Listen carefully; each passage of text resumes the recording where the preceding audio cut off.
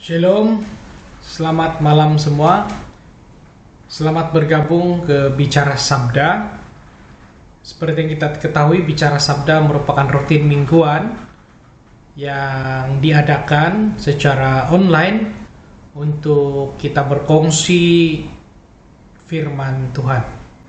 Saya bersyukur dan berterima kasih atas kesempatan yang diberikan oleh tim Bicara Sabda karena menjemput saya untuk berkongsi makanan rohani kepada saudara dan saudari seiman sekalian. Sebelum saya lebih lanjut, ada baiknya untuk saya memperkenalkan diri saya terlebih dahulu. Nama saya Yilson Yanggun. Saya berasal dari Kampung Warak-Parak, Kota Marudu, dan saya sekarang ini berada di Putrajaya, bekerja sebagai pegawai khas kepada Yang Berhormat Datuk Ate Joseph Kurup, Timbalan Menteri Pertanian dan Keterjaminan Makanan, merangkap ahli Parlimen P182 Pensiangan. Saya berkelulusan ijazah sarjana muda Sains Politik dari Universiti Kebangsaan Malaysia. Jadi seperti yang kita ketahui, tajuk yang saya akan kongsikan ataupun kupas pada pagi ini ialah berkaitan dengan arah tuju ataupun hala tuju. Seperti tajuk yang saya sediakan, yaitu firman Tuhan Kompas Pemimpin Muda. Saudara dan saudari sekalian, mungkin berkali-kali kita dengar pemimpin muda, pemimpin muda, pemimpin muda. Siapa sebenarnya pemimpin muda? Bagi saya, pemimpin muda ini ialah pemimpin generasi baru. Tidak kisah di dalam pekerjaan, di dalam pelayanan, pemimpin muda ini mempunyai potensi yang besar, mempunyai potensi yang sangat luas. Dan pemimpin muda perlu untuk kita jaga, perlu untuk kita didik, dan perlu untuk kita groom supaya menjadi pemimpin yang baik, yang ada nilai integriti, berani, dan yang paling penting, pemimpin muda yang percaya kepada Tuhan. Sebelum kita lebih lanjut, mungkin ramai tertanya-tanya, kenapa Kompas? Ya? Apa itu Kompas? Kompas kalau kita definisikan ialah sebagai alat yang menentukan arah mata angin yang mempunyai jarum magnetik yang bergerak balas dan menunjuk ke arah utara. Kompas secara fisikal adalah alat yang digunakan untuk menentukan arah, membantu seseorang supaya tidak tersesat ataupun sampai ke destinasi dengan selamat. Kompas ini selalu orang-orang maling gunung lah, yang di hutan belantara tebal, kalau camping dan sebagainya akan guna. Sebab bila tidak ada kompas, takut mereka tersesat, tidak dapat kembali ke base camp mereka. Jadi inilah kompas, yaitu arah tuju, tujuan, panduan untuk kita. Ya, kita dasari firman Tuhan kita hari ini dengan satu ayat, yaitu di dalam Mazmur 119 ayat 105. Firman-Mu itu pelita bagi kakiku dan terang bagi jalanku.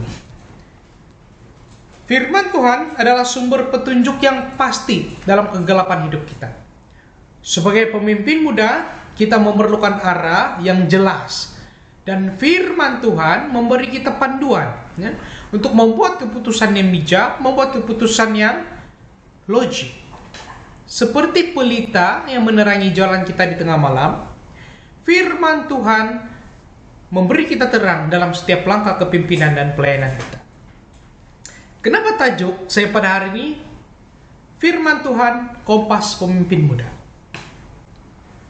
Sebagai pemimpin muda, ya, sebagai pemimpin muda yang percaya kepada Tuhan Yesus, adalah wajib, ya, untuk kita mengandalkan firman Tuhan sebagai panduan di dalam pekerjaan, pelayanan, maupun kehidupan sehari-hari kita. Sebagai orang percaya, kita perlu pegang firman Tuhan sebagai keutamaan kita. Firman Tuhan sebagai panduan kita. Firman Tuhan sebagai tujuan kita. Oleh itu, kenapa firman Tuhan ini penting? Sebab firman Tuhan inilah yang mempengaruhi kehidupan kita, terutama orang-orang muda yang baru mau melangkah keluar, mau menapakkan diri di dalam pekerjaan, pelayanan, ataupun di mana-mana.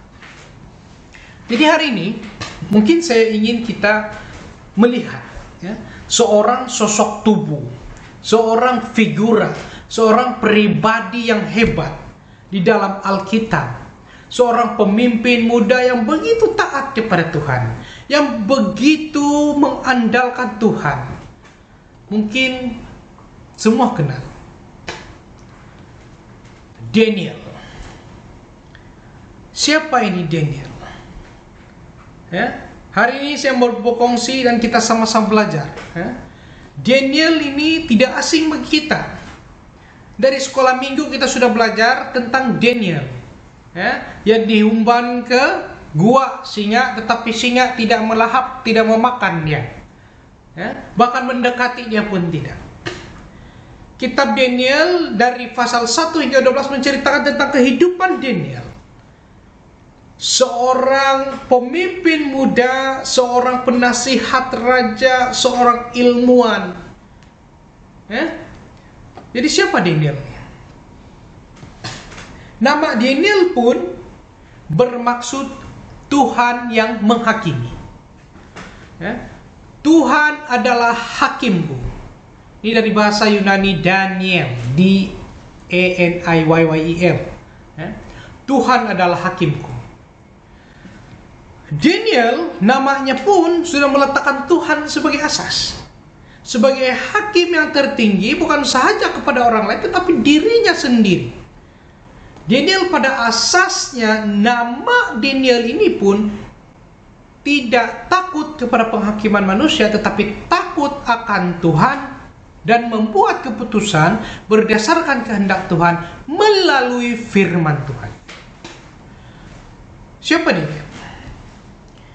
Mungkin kita boleh baca Alkitab Daniel dari pasal 1 hingga 12 untuk kita lebih memahami gambaran, memahami keseluruhan siapa Daniel sebenarnya.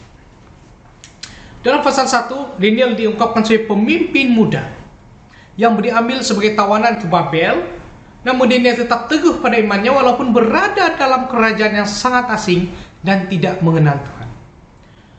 Daniel juga dikatakan sebagai pemuda yang berpendidikan tinggi, terkenal dengan kebijaksanaan yang diberikan Tuhan, dan berintegriti dalam segala hal. Daniel juga seorang yang berani dan teguh imannya, dan membuatnya menjadi pemimpin yang luar biasa meskipun dia muda dan berada di bawah tekanan yang besar. Sosok tubuh Daniel ini, figura Daniel ini seorang yang teguh prinsipnya.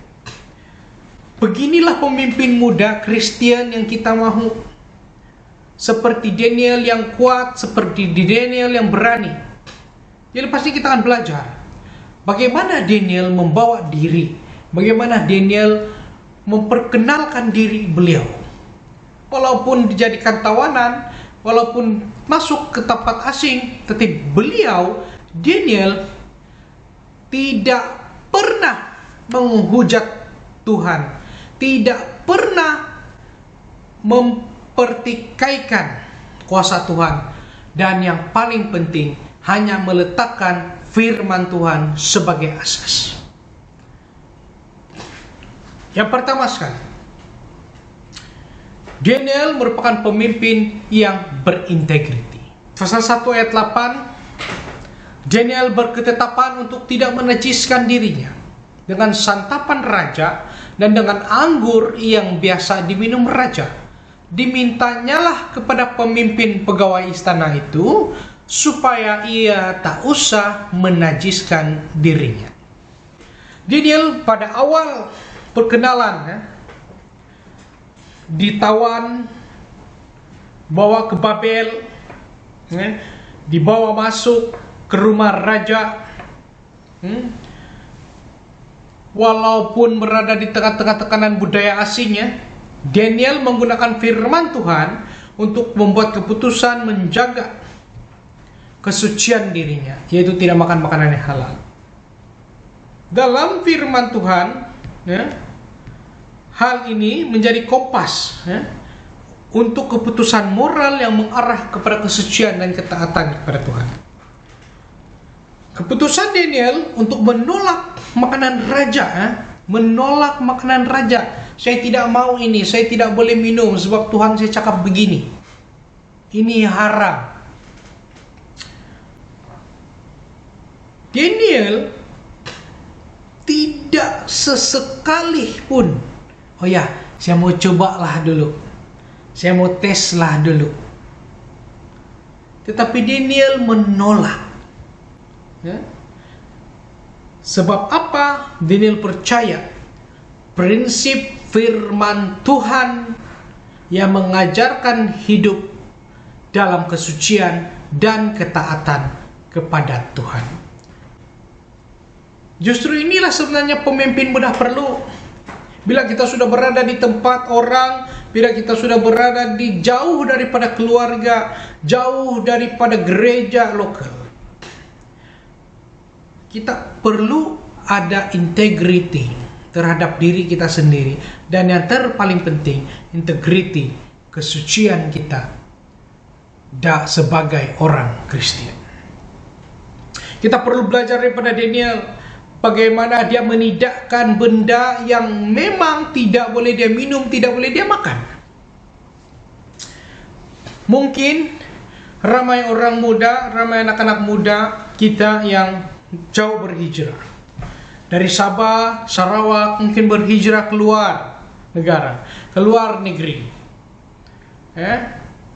tetapi pada akhirnya tidak mampu mengawal diri karena tidak meletakkan firman Tuhan sebagai asas, sebagai kekuatan, maka ramai yang terjerumus dalam narkoba, alkohol, maksiat, dan lain-lain.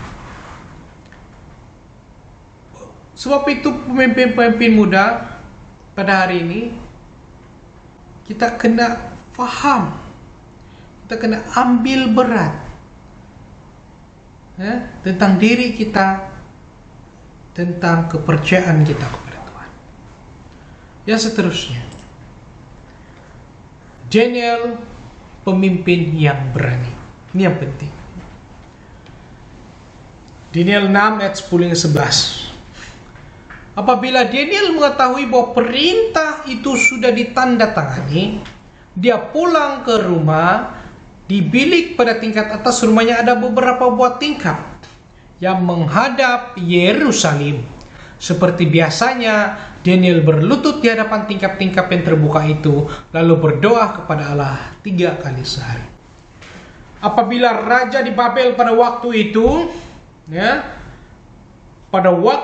Raja Nebukadnezar mengarahkan bahwa semua tawanan tidak boleh berdoa kepada Allah mereka ataupun kepada sesiapapun selainkan meminta kepada raja. Tetapi Daniel tetap berdoa 3 kali sehari dengan menghadap Yerusalem, mengikuti ajaran firman Tuhan untuk tetap berdoa dan berkomunikasi dengan Tuhan, walaupun Daniel tahu apa yang dia buat ini boleh membawa kepada kemurkaan raja dan boleh membawa kepada maut. Daniel tidak kisah.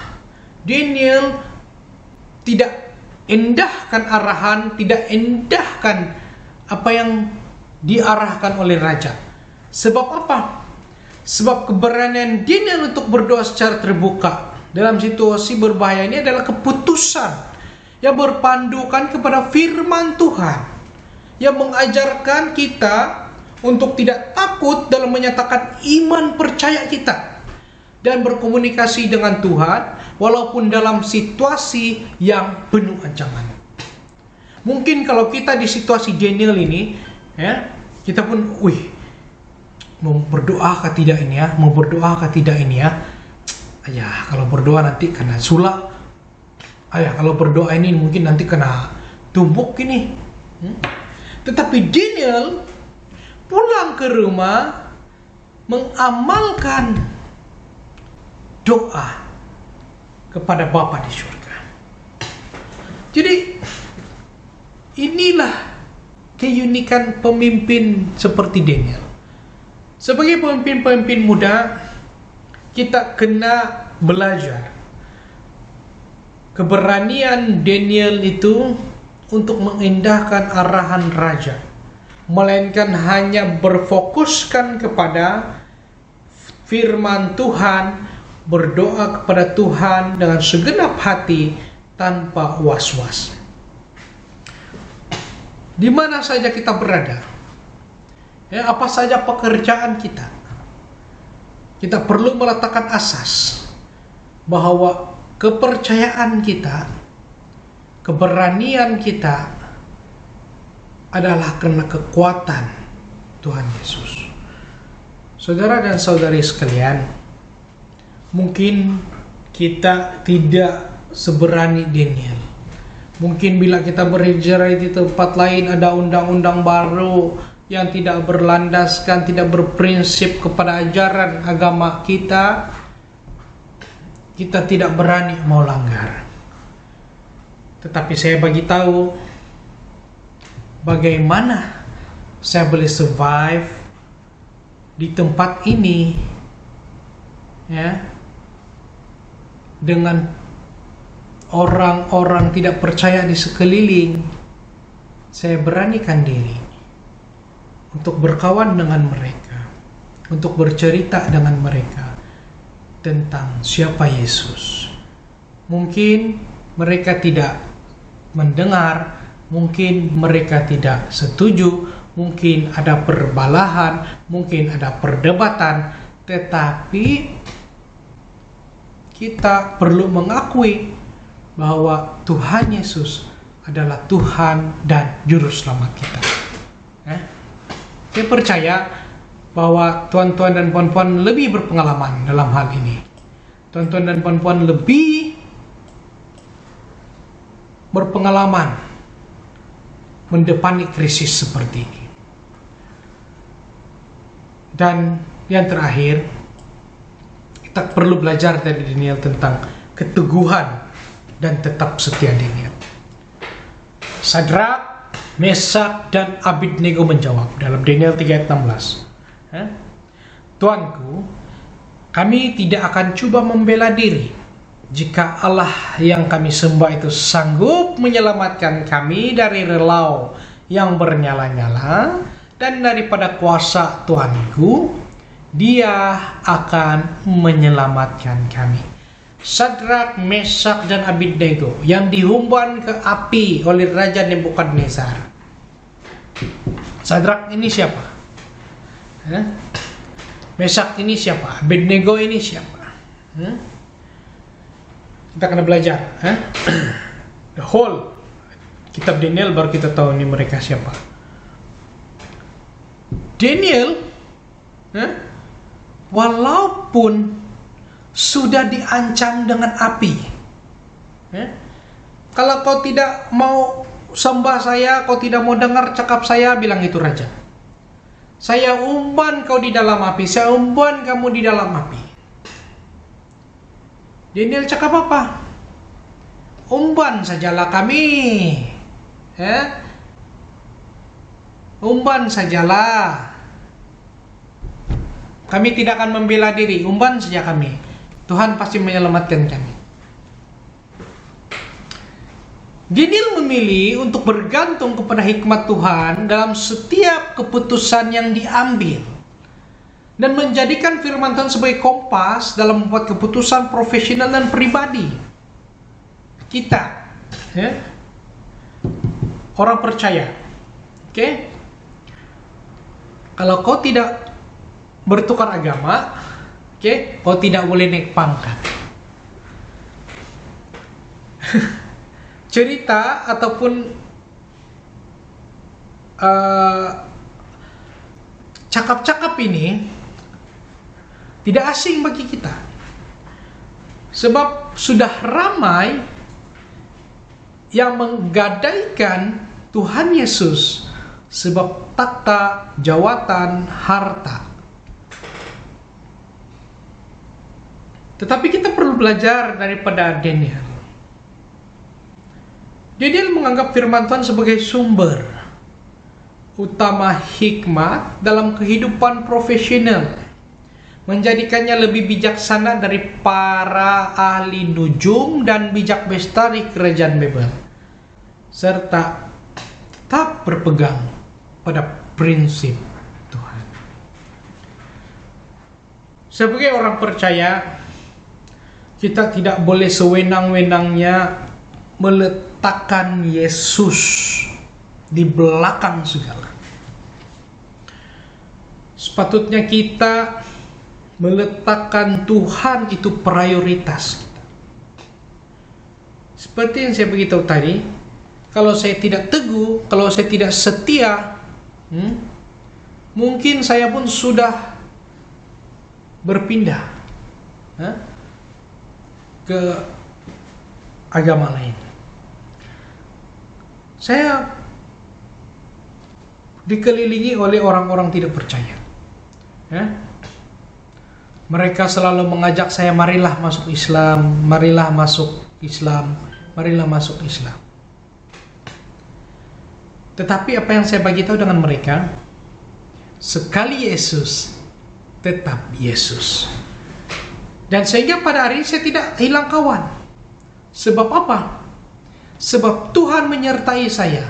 Walaupun itu adalah pendirian saya, tetapi mereka faham dan mereka tahu, dan Tuhan tidak pernah membiarkan saya. Jadi inilah sebenarnya pemimpin muda perlu pegang. Jangan disebabkan cinta, disebabkan harta, disebabkan takhta, kita hilang pedoman, tinggalkan Yesus. Selamat Hari Raya. Saudara dan saudari yang dikasihi Tuhan sekalian, Daniel adalah figura yang begitu kuat untuk kita jadikan sebagai idola, sebagai panduan jelas untuk kita meletakkan Yesus sebagai keutamaan firman Tuhan sebagai asas, sebagai kompas kehidupan orang percaya. Daniel adalah contoh yang jelas tentang bagaimana firman Tuhan ini berfungsi sebagai kompas dalam aspek kehidupan, terutama dalam pembuatan keputusan kita. Dari menolak makanan yang tidak halal, berdoa meskipun ada ancaman kematian, hingga berani berkata benar kepada raja, Daniel selalu berpandukan kepada firman Tuhan untuk mengambil keputusan yang tegas dan benar, meskipun dihadapkan dengan banyak cabaran.